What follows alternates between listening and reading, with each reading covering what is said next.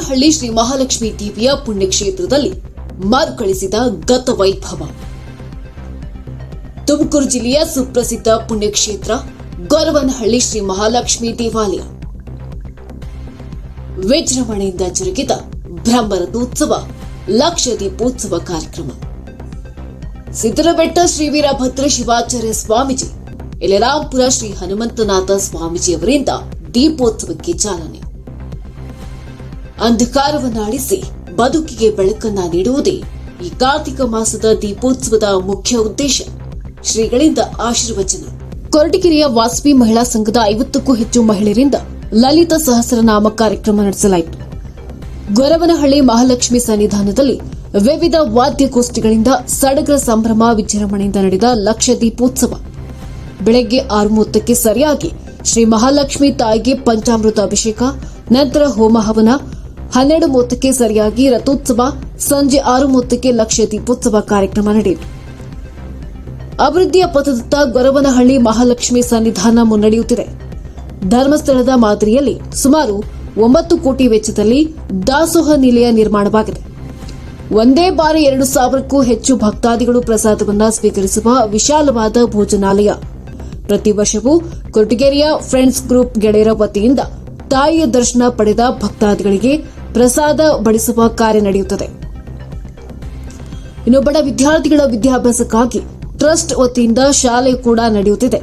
ಪ್ರವಾಸಿಗರನ್ನ ಕೈಬೀಸಿ ಕರೆಯುತ್ತಿರುವ ತೀತಾ ಜಲಾಶಯ, ದೇವಸ್ಥಾನದ ಟ್ರಸ್ಟ್ ಇಂದಲೇ ಇಷ್ಟೆಲ್ಲ ಅಭಿವೃದ್ಧಿಯಾಗಿದೆ. ಇನ್ನು ಸರ್ಕಾರದಿಂದ ಅತಿ ಹೆಚ್ಚು ಅಭಿವೃದ್ಧಿಯನ್ನ ಪಡಿಸಿ ಪ್ರವಾಸಿಗರ ನೆಚ್ಚಿನ ತಾಣವಾಗಬೇಕು ಶ್ರೀ ಗೊರವನಹಳ್ಳಿ ಮಹಾಲಕ್ಷ್ಮಿ ಕ್ಷೇತ್ರ ಎಂದು ಭಕ್ತರ ಹೇಳಿಕೆ. ಒಟ್ಟಾರೆಯಾಗಿ ಕೊರಟಗೆರೆ ತಾಲೂಕಿನ ಗೊರವನಹಳ್ಳಿ ಮಹಾಲಕ್ಷ್ಮಿ ಸನ್ನಿಧಾನ ಕರ್ನಾಟಕಕ್ಕೆ ಬಂಗಾರದ ಕಳಸವಿದ್ದಂತೆ ಎನ್ನುತ್ತಾರೆ ಭಕ್ತಾದಿಗಳು. ಬಿಡುವಿನ ಸಮಯದಲ್ಲಿ ನೀವು ಹೋಗಿ ತಾಯಿಯ ದರ್ಶನವನ್ನ ಪಡೆದುಕೊಂಡು ಪುನೀತರಾಗಿ. ಕಾರ್ಯಕ್ರಮದ ಸಂದರ್ಭದಲ್ಲಿ ಶ್ರೀ ಮಹಾಲಕ್ಷ್ಮಿ ಚಾರಿಟೇಬಲ್ ಟ್ರಸ್ಟ್ ಅಧ್ಯಕ್ಷರು, ಉಪಾಧ್ಯಕ್ಷರು, ಸರ್ವ ಸದಸ್ಯರು, ದೇವಸ್ಥಾನದ ಪ್ರಧಾನ ಅರ್ಚಕರು, ತಾಲೂಕಾ ದಂಡಾಧಿಕಾರಿ ಮಂಜುನಾಥ್, ಸರ್ಕಲ್ ಇನ್ಸ್ಪೆಕ್ಟರ್ ಅನಿಲ್ ಹಾಗೂ ತುಮಕೂರಿನ ವಿಶ್ವವಿದ್ಯಾಲಯದ ಕುಲಸಚಿವೆ ನಹೀದ್ ಜಂಜಂ, ಕುಲಪತಿಗಳಾದ ಎಂ ವೆಂಕಟೇಶ್ವರಲ ಸೇರಿದಂತೆ ರಾಜ್ಯ ಅಂತರಾಜ್ಯದಿಂದ ಆಗಮಿಸಿದ್ದ ಗಣ್ಯಾತಿಗಣ್ಯರು, ದಾನಿಗಳು ಹಾಗೂ ಸಹಸ್ರಾರು ಭಕ್ತಾದಿಗಳು ಹಾಜರಿದ್ದರು. ನಾವು ಇನ್ವೈಟ್ ಮಾಡಿದ್ದೀವಿ. ಕೆಲವರು ಬಂದಿದ್ದಾರೆ, ಕೆಲವರು ಬೇರೆ ಬೇರೆ ಕಡೆ ಕಾರ್ಯಕ್ರಮಗಳಿರುತ್ತೆ. ಇವತ್ತು ಯಾಕಂದರೆ ದೀಪೋತ್ಸವ ಅಂದರೆ ಎಲ್ಲ ಕಡೆ ಕಾರ್ಯಕ್ರಮ ಇರುತ್ತೆ. ಅವ್ರಿಗೂ ನಾವು ಏನು ನಮ್ಮ ಇವರಿದ್ದಾರೆ ಎಲ್ಲನೂ ಕರೆದಿದ್ದೀವಿ. ನಾವು DC ಅವರಾಗ್ಬೋದು, AC ಆಗ್ಬೋದು, ತಹಸೀಲ್ದಾರ್ ಆಗ್ಬೋದು, ನಮ್ಮ MP ಆಗ್ಬೋದು, MLA ಆಗ್ಬೋದು, ನಮ್ಮ ಗೃಹ ಮಂತ್ರಿಗಳಾಗ್ಬೋದು, ಲೋಕಲ್ MLA ಅವರು, ಮತ್ತು ನಮ್ಮ ರಾಜಣ್ಣವ್ರನ್ನೂ ಸಹ ನಾವು ಇನ್ವೈಟ್ ಮಾಡಿದ್ದೀವಿ. ಎಲ್ಲ ನಮ್ಮ ಹಳೇ ಇವ್ರನ್ನೂ ನಾವು ಏನು ನಮ್ಮ ಹಳೆ ಒಂದು MLAs ಇದ್ದರು ಅವ್ರನ್ನೂ ಸಹ ನಾವು ಕರೆದಿದ್ದೀವಿ. MPs MLAsನ ಕೆಲವರು ಬರ್ತೇನೆ ಅಂತ ಹೇಳಿದ್ದಾರೆ. ಸಂಜೆ ಒಳಗಡೆ ಬರ್ಬೋದು, ಒಂದು ತಾಯಿ ಆಶೀರ್ವಾದ ಪಡೀರಿ ಅಂತ ಹೇಳಿದ್ವಿ. ವಿಶೇಷ ಅಂದರೆ ಏನಿಲ್ಲ, ಮಾಮೂಲಿ ನಡೆಸ್ತಕ್ಕಂಥ ಕಾರ್ಯಕ್ರಮ ಮಾಡ್ತಾಯಿದ್ದೀವಿ ಅಷ್ಟೇ. ಇದರಲ್ಲಿ ಈಗ ಉದ್ಘಾಟನೆ ಮಾಡೋವಾಗ ಅಷ್ಟೇ ನಾವು ಎಂಟೇರು ನಮ್ಮ ಇವ್ರನ್ನ ಕರಿಬೇಕಂತಿದ್ವಿ. ಏನು ನಮ್ಮ ತುಮಕೂರು ಜಿಲ್ಲೆಯಲ್ಲಿ ಎಷ್ಟು ಜನ MLAಗಳಿದ್ದಾರೆ ಅವ್ರನ್ನ, ಮತ್ತು ಮಿನಿಸ್ಟ್ರುಗಳು ಯಾರ್ಯಾರಾಗಿದ್ದಾರೆ ಅವ್ರನ್ನ, ಇರೋರನ್ನ, ಇಲ್ಲದೇ ಇರೋರನ್ನ ಎಲ್ಲರನ್ನೂ ಕರೆದು ನಾವು ಒಂದು ಡೇಟ್ ಫಿಕ್ಸ್ ಮಾಡಿ, ಆದರೆ ನಾವು ಮುಖ್ಯಮಂತ್ರಿಗಳನ್ನೇ ಕರಿಬೇಕು ಅಂತಿದ್ದೀವಿ. ಬರ್ತಾರಲ್ಲ ನನಗೆ ಗೊತ್ತಿಲ್ಲ. ಅದು ಯಾಕಂದರೆ ಅದು ಡೇಟು ನಮಗಿನ್ನೂ ಫಿಕ್ಸ್ ಆಗಿಲ್ಲ. ನಾವು ಕಾರ್ಯಕ್ರಮ ಡೇಟ್ ಫಿಕ್ಸ್ ಮಾಡಿಬಿಟ್ಟು ಅರ್ಧ ಕೆಲಸ ಮಾಡಿ ಕರೆಯೋಕ್ಕೆ ನಮಗೆ ಸಮಂಜಸ ಇಲ್ಲ. ಕೆಲಸ ಮುಗಿಲಿ ಅಂತ ಕಾಯ್ತಾಯಿದ್ದೀವಿ. ಈಗ ಕಲ್ಯಾಣ ಮಂಟಪ ನಮ್ಮದು ಆಲ್ರೆಡಿ ಮೊದಲಿತ್ತು, ಅದು ನಾವು ದಾಸೋಹ ಮಾಡ್ಕೊಂಡಿದ್ವಿ, ಅದು ಕ್ಲೋಸ್ ಮಾಡಿದ್ವಿ. ಈಗ ಅದೇ ಕಲ್ಯಾಣ ಮಂಟಪವನ್ನು ನಾವು ಎಲ್ಲ ರಿಪೇರಿ ಮಾಡಿಸ್ತಾಯಿದ್ದೀವಿ. ಅದು ಕಲ್ಯಾಣ ಮಂಟಪನ ರೆಡಿ ಆಗ್ತಾ ಬಂದಿದೆ. ಇನ್ನೊಂದು ತಿಂಗಳಲ್ಲಿ ಕಂಪ್ಲೀಟ್ ಆಗ್ಬೋದು. ಒಟ್ಟಿಗೆ ದೇವಸ್ಥಾನ ಅದು ಎಲ್ಲ ಒಂದೇ ದಿವಸ ಮಾಡೋಣ ಅಂತ ಹೇಳಿ, ಅದಕ್ಕಿಂತ ಮೊದಲು ನಮ್ಮ ಪತ್ರಕರ್ತರು ಏನಿದ್ದಾರೆ ಅವ್ರಿಗೂ ಒಂದು ಇದು ಕರೆದು ನಾವು ಲೋಕಲ್ಲವರು ಎಲ್ಲ ಇದೇ ರೀತಿ ನಮಗೆ ಸಹಕಾರ ಕೊಟ್ಟರೆ ನಾವು ಖಂಡಿತವಾಗಿ ನಮ್ಮ ಪೊಲೀಸ್ ಡಿಪಾರ್ಟ್ಮೆಂಟ್ ಆಗ್ಬೋದು, ಮತ್ತೊಬ್ಬರಾಗ್ಬೋದು, ಮಾಧ್ಯಮದವರು, ನೀವು ಪತ್ರಕರ್ತರು ಎಲ್ಲ ಸಹಕಾರ ಕೊಟ್ಟರೆ ನಾವು ಇನ್ನೂ ವಿಜೃಂಭಣೆಯಿಂದ ಮಾಡಿ ಇನ್ನೂ ಅಭಿವೃದ್ಧಿ ಮಾಡಬೇಕು ಅಂತ ಭಾಳ ಆಸೆ ಇದೆ ನಮಗೆ. ಖಂಡಿತ ಮಾಡಬೇಕು. ಆ ತಾಯಿ ನಡೆಸ್ಕೊಂಡು ಹೋಗ್ತಾಳೆ ಅನ್ನೋ ನಂಬಿಕೆನೂ ನನಗಿದೆ. ನಡೆಸ್ಕೊಂಡು ಹೋಗ್ತಾಳೆ. ಎಲ್ಲ ತಮ್ಮೆಲ್ರಿಗೂ ಆ ತಾಯಿ ಆಶೀರ್ವಾದ ಸದಾ ಇರಲಿ ಅಂತೇಳಿ, ಇಲ್ಲಿ ಬರೋಂಥ ಭಕ್ತರಿಗೆ ಆ ತಾಯಿ ಆಶೀರ್ವಾದ ಸದಾ ಇರಲಿ ಅಂತೇಳಿ ನಾನು ಇನ್ನೊಂದು 2 ಮಾತನ್ನು ಮುಗಿಸ್ತಾ ಇದ್ದೀನಿ. ನಮಸ್ಕಾರ. ದೀಪೋತ್ಸವದ ಕಾರ್ಯಕ್ರಮ ವಿಶೇಷತೆ ಬೆಳಗಿಂದ ಯಾವ್ಯಾವ ಕಾರ್ಯಕ್ರಮ ಇದೆ ಸರ್? ಬೆಳಗ್ಗೆ ದೀಪೋತ್ಸವಕ್ಕೆ ನಮ್ಮದು ಮಾಮೂಲಿ ಅಭಿಷೇಕ ಇತ್ತು. ಬೆಳಗ್ಗೆ ಬೇಗನೆ ಆಗಿದೆ, 5:15ಗೆ ಅಭಿಷೇಕ. ಯಾಕಂದರೆ ಲೇಟ್ ಆಗಿಬಿಟ್ರೆ ನಮಗೆ ಇದಾಗೋದಿಲ್ಲ. ಆಮೇಲೆ ಹೋಮ ಇತ್ತು, ಆಮೇಲೆ ರಥೋತ್ಸವ ಇತ್ತು. 12:30ಗೆ ರಥೋತ್ಸವ ಶುರುವಾಯಿತು. ಈಗ ಆಲ್ರೆಡಿ 2:15 ಆಗಿದೆ, ಈಗ ತಾನೇ ಮುಗೀತು ರಥೋತ್ಸವ. ಮತ್ತು 6 ಗಂಟೆಗೆ ಕರೆಕ್ಟಾಗಿ ನಮ್ಮದು ಇದಿದೆ. ನಮ್ಮ ಇವರು ಒಬ್ಬರು ಮಾತ್ರ ಬಂದಿದ್ದರು. ಇನ್ನು ನಮ್ಮ ಸ್ವಾಮಿಗಳು ಏನು ನಮ್ಮ ಸ್ವಾಮಿಗಳಿದ್ದಾರೆ ಅಷ್ಟು ಜನ ನಾವು ಕರೆದಿದ್ದೀವಿ, ಯಾರನ್ನೂ ಬಿಟ್ಟಿಲ್ಲ. ಯಲೆರಾಂಪುರ ಸ್ವಾಮಿಗಳೇನೋ ನಾನು ಎಲ್ಲ ತುಮಕೂರು ಹೋಗ್ತಾ ಇದ್ದೀನಪ್ಪ, ಸಂಜೆ ದೀಪೋತ್ಸವ ಟೈಮ್ ಬರ್ತೀನಿ ಅಂತ ಹೇಳಿದಾರಂತೆ. ನಮ್ಮ ಸಿದ್ಧರಬೇಡ ಸ್ವಾಮಿಗಳನ್ನ ಕರೆದಿದ್ದೀರಿ, ಅವರೂ ಸಂಜೆ ಬರ್ಬೋದು. ಎಲ್ಲ ಸ್ವಾಮಿಗಳು ನಮಗೆ ಸಹಕಾರ ಕೊಡ್ತಾಯಿದ್ದಾರೆ. ಆ ತಾಯಿ ಆಶೀರ್ವಾದ ಪಡೆದು ನಮಗೂ ಆಶೀರ್ವಾದ ಮಾಡಿ ಹೋಗ್ತಾಯಿದ್ದಾರೆ. ತಮ್ಮೆಲ್ಲರಿಗೂ, ನಮ್ಮ ಮಾಧ್ಯಮದವ್ರಿಗೂ ಮತ್ತು ನಮ್ಮ ಟಿ ವಿ ಮಾಧ್ಯಮದವ್ರಿಗೂ ನಮ್ಮ 6 ಗಂಟೆಗೆ ಆರತಿ ದೀಪೋತ್ಸವ ಎರಡೂ ಇದೆ. ಮತ್ತು ಮುತ್ತಿನ ಪಲ್ಲಕ್ಕಿ ಇದೆ. ಅದು ಪ್ರತಿ ವರ್ಷದಂತೆ ಏನು ಈ ದೀಪೋತ್ಸವ ಆದಮೇಲೆ ಮುತ್ತಿನ ಪಲ್ಲಕ್ಕಿ ಮಾಡ್ತೀವಿ. ಅದು ಪ್ರತಿ ವರ್ಷದ ಸುಮಾರು ನನಗೆ ತಿಳಿದಂಗೆ ಒಂದು 20 ವರ್ಷದಿಂದ ಆನೇಕಲ್ನವ್ರು ಬಂದು ಮಾಡ್ತಾಯಿದ್ದಾರೆ. ಈ ಸಾರಿ ಬರ್ತಾಯಿದ್ದಾರೆ, ಅವರೇ ಮಾಡಿ ನಡೆಸ್ಕೊಡ್ತಾರೆ. ಆಮೇಲೆ ಲಲಿತಾ ಸಹಸ್ರನಾಮ ನಾವು ಕೆಲವು 2 ವರ್ಷದಿಂದ 3 ವರ್ಷದಿಂದ ಬಿಟ್ಬಿಟ್ಟಿದ್ದೀವಿ. ಈಗ ಲಲಿತಾ ಸಹಸ್ರನಾಮ ನಾಮ ಕೂಡ 2 ಬ್ಯಾಚ್ ಬಂದು ನಾವು ವಾಲೆಂಟಿಯರ್ ಮಾಡ್ತೀವಿ ಅಂತ ನಡೀತಾ ಇದೆ. ಇಷ್ಟು ಹೇಳಿ ನನ್ನ ತಮ್ಮೆಲ್ಲರಿಗೂ ತಾಯಿ ಆಶೆ. ಓಂ ಶ್ರೀ ಕರುಣಹಳ್ಳಿ ಮಹಾಲಕ್ಷ್ಮಿಯ ನಮಃ. ಇವತ್ತು ಕಾರ್ತಿಕ ಮಾಸದ ಪ್ರಯುಕ್ತ ಕರುಣಹಳ್ಳಿ ಮಹಾಲಕ್ಷ್ಮಿ ದೇವಸ್ಥಾನದಲ್ಲಿ ಲಕ್ಷ ದೀಪೋತ್ಸವ ಕಾರ್ಯಕ್ರಮ, ಬ್ರಹ್ಮ ರಥೋತ್ಸವ ಕಾರ್ಯಕ್ರಮ ಹಾಗೂ ಮುತ್ತಿನ ಪಲ್ಲಕ್ಕಿ ಕಾರ್ಯಕ್ರಮವನ್ನು ಹಮ್ಮಿಕೊಳ್ಳಲಾಗಿದೆ. ಎಲ್ಲ ಭಕ್ತಾದಿಗಳು ಸಹಕರಿಸಿ ದೇವಿಯ ಕೃಪೆಗೆ ಪಾತ್ರರಾಗಬೇಕೆಂದು ತಮ್ಮಲ್ಲಿ ಕೇಳಿಕೊಳ್ಳುತ್ತೇನೆ. ಬೆಳಗ್ಗೆ ಎಷ್ಟು ಗಂಟೆಯಿಂದ ಸಂಜೆ ಎಷ್ಟು ಗಂಟೆ? ಬೆಳಗ್ಗೆ 6ರಿಂದ ಅಭಿಷೇಕ, ಆಮೇಲೆ 8ರಿಂದ ಹೋಮ ಹವನ ಎಲ್ಲ ನಡೆದಿದೆ. ಈಗ ಮಹಾಮಂಗಳಾರತಿ ಎಲ್ಲ ಆಗಿದೆ. 12:30ಗೆ ಮಹಾಮಂಗಳಾರತಿ ಆಗಿದೆ. ಈಗ ಸಾಯಂಕಾಲ 6 ಗಂಟೆಗೆ ಕಾರ್ತಿಕ ಮಾಸ ಅಂತ ಹೇಳಿ ನಮ್ಮೆಲ್ಲರಿಗೂ ಸಹಿತ ಒಂದು ಶ್ರದ್ಧಾಭಕ್ತಿಯನ್ನು ಮೂಡಿಸುವಂಥ ಮಾಸ.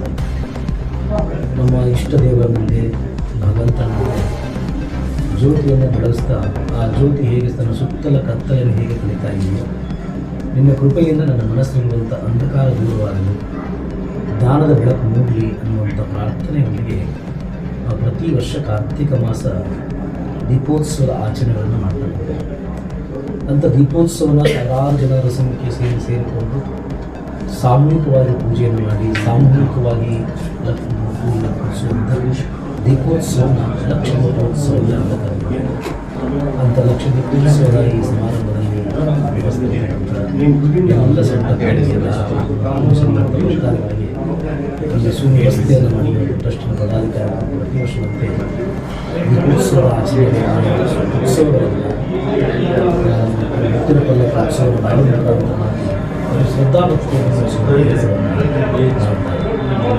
ಈ ಧಾರ್ಮಿಕ ಕ್ಷೇತ್ರಗಳು ಸದ್ಭಕ್ತರಲ್ಲಿ ಧಾರ್ಮಿಕತೆಯನ್ನು ಹೆಚ್ಚು ಮೂಡಿಸಲಿಕ್ಕೆ, ಮಾನವೀಯ ಮೌಲ್ಯಗಳನ್ನು ಬೆಳೆಸಲಿಕ್ಕೆ, ಧಾರ್ಮಿಕತೆಯನ್ನು ಬೆಳೆಸುವಂಥ ಒಂದು ಮಹತ್ ಕಾರ್ಯಕ್ಕಾಗಿ ನಮ್ಮೆಲ್ಲ ಪೂರ್ವಿಕರು ಪ್ರತಿ ಮಾಸಗಳಲ್ಲಿ ಒಂದೊಂದು ಹಬ್ಬಗಳನ್ನು ಆಚರಿಸ್ತಾ ಇದ್ದಾರೆ. ಆ ಹಬ್ಬಗಳ ಆಚರಿಸುವಂಥ ಮೂಲ ಉದ್ದೇಶ ಭಕ್ತರು ದೇವರನ್ನು ಸಂವಿಧಾನಕ್ಕೆ ಬರಬೇಕು, ದೇವರನ್ನು ಪೂಜಿಸಬೇಕು, ದೇವರನ್ನು ಇರುವಿಕೆಯನ್ನು ನಂಬಬೇಕು ಅನ್ನುವಂಥ ಒಂದು ಕಾರಣಕ್ಕಾಗಿ ಆ ವ್ಯಕ್ತಿಯಲ್ಲಿ ಆಧ್ಯಾತ್ಮಿಕತೆ ಬೆಳೆದು ಬಂತು ಅಂದರೆ ಆ ವ್ಯಕ್ತಿಯು ಸುಖವಾಗಿರ್ತಾನೆ, ಜೊತೆಗೆ ತನ್ನ ಅಕ್ಕಪಕ್ಕದ ವ್ಯಕ್ತಿಗಳನ್ನು ಸಹಿತ ಸುಖವಾಗಿ ಇರ್ತಾನೆ ಅನ್ನುವಂಥ ಒಂದು ಕಾರಣಕ್ಕಾಗಿ ಆಧ್ಯಾತ್ಮಿಕತೆಯನ್ನು ಬೆಳೆಸೋದ ಕಾರಣಕ್ಕಾಗಿಯೇ ಈ ಮಠಮಂದಿರಗಳನ್ನು ಸ್ಥಾಪನೆ ಮಾಡ್ತಕ್ಕಂಥ ಕಾರ್ಯವನ್ನು ನಮ್ಮ ಪೂರ್ವಿಕರು ಮಾಡ್ತಾ ಬಂದರು. ಮಂದಿರಗಳನ್ನು ಸ್ಥಾಪನೆ ಮಾಡೋದಷ್ಟೇ ಅಲ್ಲ, ಆ ಮಂದಿರಗಳಲ್ಲಿ ಜಾತ್ರೆಗಳನ್ನು, ಕಾರ್ತಿಕ ದೀಪೋತ್ಸವವನ್ನು ಆಚರಿಸುವುದರ ಮುಖಾಂತರವಾಗಿ ಭಕ್ತರಲ್ಲಿ ಧಾರ್ಮಿಕತೆಯನ್ನು, ಭಕ್ತಿಯನ್ನು ಮೂಡಿಸುವಂಥ ಕೆಲಸವನ್ನು ಮಾಡ್ತಾ ಬಂದಿದ್ದಾರೆ. ಆ ಹಿನ್ನೆಲೆಯಲ್ಲಿ ಇವತ್ತು ಕರುಣಹಳ್ಳಿಯ ಮಹಾಲಕ್ಷ್ಮಿ ತಾಯಿಯ ಸನ್ನಿಧಾನದಲ್ಲಿ ಟ್ರಸ್ಟಿನ ಪದಾಧಿಕಾರಿಗಳು ಪ್ರತಿ ವರ್ಷದಂತೆ ಭಕ್ತಾದಿಗಳ ಸಹಕಾರದೊಂದಿಗೆ ಲಕ್ಷ ದೀಪೋತ್ಸವವನ್ನು ಅತ್ಯಂತ ವಿಜೃಂಭಣೆಯಿಂದ, ಶ್ರದ್ಧೆಯಿಂದ, ಭಕ್ತಿಯಿಂದ ಆಚರಿಸ್ತಕ್ಕಂಥದ್ದು ನಮ್ಮೆಲ್ಲರಿಗೂ ಅತ್ಯಂತ ಸಂತೋಷವನ್ನು ತಂದಿದೆ ಅನ್ನುವಂಥ ಮಾತನ್ನು ಈ ಸಂದರ್ಭದಲ್ಲಿ ತಿಳಿಪಡಿಸಿ ಈ ಕಾರ್ಯಕ್ಕೆ ಸಹಕಾರಿಯಾಗಿರ್ತಕ್ಕಂಥ ಎಲ್ಲ ದಾನಿಗಳಿಗೆ, ಸದ್ಭಕ್ತರಿಗೆ ಆ ತಾಯಿಯ ಇನ್ನಷ್ಟು ಶಕ್ತಿಯನ್ನು ಕೊಟ್ಟು ಇಂಥ ಒಳ್ಳೆಯ ಕಾರ್ಯವನ್ನು ನಡೆಸುವಂಥ ಶಕ್ತಿಯನ್ನು ಕೊಡಲಿ ಅಂತ ಆರೈಸಿ ನಾವೆರಡು ಮಾತು ವಿರಾಮ ಮಾಡ್ತೇವೆ. ಓಂ ಶಾಂತಿ ಶಾಂತಿ ಶಾಂತಿ. ಎಲ್ಲರಿಗೂ ನಮಸ್ಕಾರಗಳು. ಇದೀಗ ಕೊರಟಗೆರೆ ತಾಲೂಕು ಗೊರವನಹಳ್ಳಿ ಕ್ಷೇತ್ರದಲ್ಲಿ ತಾಯಿ ಮಹಾಲಕ್ಷ್ಮಿಯ ಕಾರ್ತಿಕ ಮಾಸದ ಅಂಗವಾಗಿ ಕಾರ್ತಿಕ ಲಕ್ಷ ದೀಪೋತ್ಸವ ಸಮಾರಂಭದಲ್ಲಿ ದಿವ್ಯ ಸಾನ್ನಿಧ್ಯವನ್ನು ವಹಿಸಿರ್ತಕ್ಕಂಥ ಹನುಮಂತನಾಥ ಸ್ವಾಮೀಜಿಯವರು ಹಾಗೂ ಸ್ವಾಮಿ ಸಿದ್ದೇಶ್ವರ ಸ್ವಾಮೀಜಿಯವರ ಒಂದು ಪಾದಾರವಿಂದಗಳಿಗೆ ನಮಸ್ಕರಿಸುತ್ತಾ ಇದನ್ನು ಸಹಸ್ರಾರು ಜನರು ಭಾಗಿಯಾಗಿ ತಾಯಿ ಮಹಾಲಕ್ಷ್ಮಿಯ ಕೃಪೆಗೆ ಭಾಜನರಾಗಿದ್ದಾರೆ. ಅಷ್ಟೇ ಅಚ್ಚುಕಟ್ಟಾಗಿ ನಮ್ಮ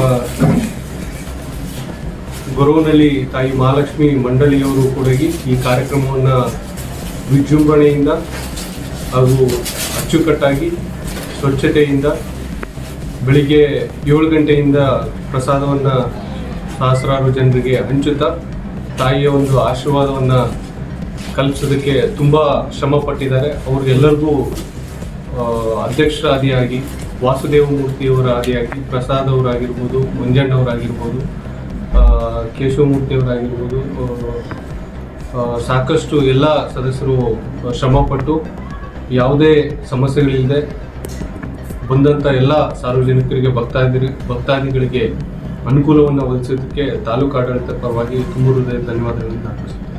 ಇರುವಂಥ ಪುಣ್ಯಕ್ಷೇತ್ರ ಶ್ರೀ ಕ್ಷೇತ್ರ ಗೊರವನಹಳ್ಳಿಯಲ್ಲಿ ಹಲವಾರು ವಿಷಯಗಳಿಗೆ ಹೆಸರುವಾಸಿಯಂಥ ಈ ಪುಣ್ಯಕ್ಷೇತ್ರ ವರ್ಷವೂ ಕೂಡ ಒಂದಲ್ಲ ಒಂದು ವಿಭಿನ್ನ ರೀತಿಯಲ್ಲಿ ಬರುವಂಥ ಭಕ್ತರ ಮನವನ್ನು ಸೆಳೆಯುವಂಥ ಕೆಲಸವನ್ನು ಮಾಡ್ತಾ ಇದೆ. ಇವತ್ತು ಆಡಳಿತ ಮಂಡಳಿಯವರು ಅತ್ಯಂತ ಅಚ್ಚುಕಟ್ಟಾಗಿ ದೂರದಿಂದ ಬರುವಂಥ ನಾನಾ ರಾಜ್ಯ ದೇಶ ರಾಜ್ಯಭಾಗದಿಂದ ಬರುವಂಥ ಎಲ್ಲ ಭಕ್ತಾದಿಗಳಿಗೆ ದಾಸೋಹ ಇರ್ಬೋದು ಭಕ್ತಿಯ ಶಕ್ತಿ ಕೇಂದ್ರವಾಗಿ ದಿನೇ ದಿನೇ ಹೊರಹೊಮ್ತಾ ಇದೆ. ಇಡೀ ನಮ್ಮ ತಾಲೂಕಿನಲ್ಲಿ ಸಿದ್ರಬೆಟ್ಟ ಹೇಗೋ ಹಾಗೆ ಗೊರವನಹಳ್ಳಿ ಕೂಡ ಒಂದು ಶಕ್ತಿ ಕೇಂದ್ರ ಅಂತ ಹೇಳಿದ್ರೆ ತಪ್ಪಾಗೋದಿಲ್ಲ. ಈ ಭಾಗದಲ್ಲಿ ಒಳ್ಳೆ ಮಳೆಯಾಗಲಿ ಬೆಳೆಯಾಗಲಿ ಎಲ್ಲ ಕೆರೆ ಕಟ್ಟೆಗಳು ತುಂಬಿ ಎಲ್ಲರ ದುಮ್ಮಾನಗಳು ದೂರ ಆಗಲಿ, ದುಷ್ಟಬುದ್ಧಿಗಳು ದೂರ ಆಗಲಿ, ಒಳ್ಳೆಯ ವಿದ್ಯೆಯನ್ನು ಕೊಡಲಿ. ದೀಪ ತನ್ನನ್ನು ತಾನು ಸುಟ್ಕೊಂಡು ಹೇಗೆ ಬೆಳಕನ್ನು ಕೊಡುತ್ತೆ ಹಾಗೆ ನಮ್ಮಲ್ಲಿರುವಂಥ ಅಜ್ಞಾನ ಅಂಧಕಾರ ನಾನತ್ತು ದೂರ ಆಗಿ ಒಳ್ಳೆಯದಾಗಲಿ ಅಂತೇಳಿ ತುಂಬ ಹೃದಯದಿಂದ ಹಾರೈಸ್ತಾರೆ.